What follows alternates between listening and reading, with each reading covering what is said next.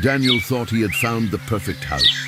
It was quiet, cheap, and far away from the noise of the city.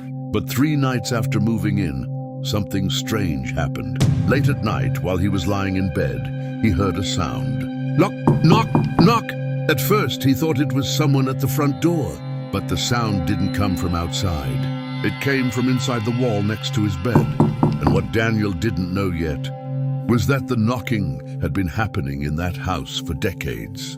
Daniel Carter had never believed in ghosts or mysteries. He was a practical person, an accountant who spent most of his days staring at spreadsheets and numbers. After years of living in a tiny apartment in the city, he finally decided it was time to buy a house. But houses were expensive, especially the ones near the city. So when he found a listing for a large Victorian house just outside town for less than half the normal price, he thought it had to be a mistake. The house looked beautiful in the photos. Tall windows, dark wooden floors, and a large front porch. The only strange thing was the note in the listing. Property sold as his previous owner vacated unexpectedly. Daniel didn't think much about it.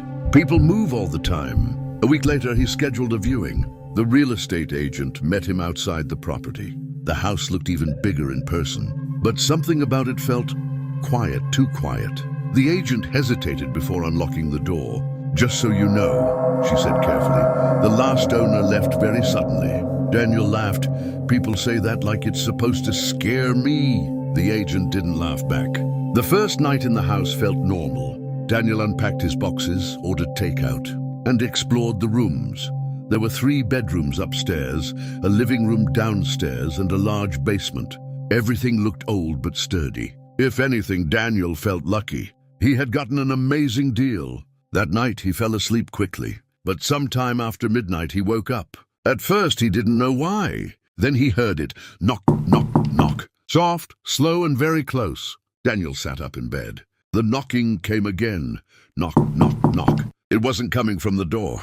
It wasn't coming from outside. It was coming from inside the wall behind him.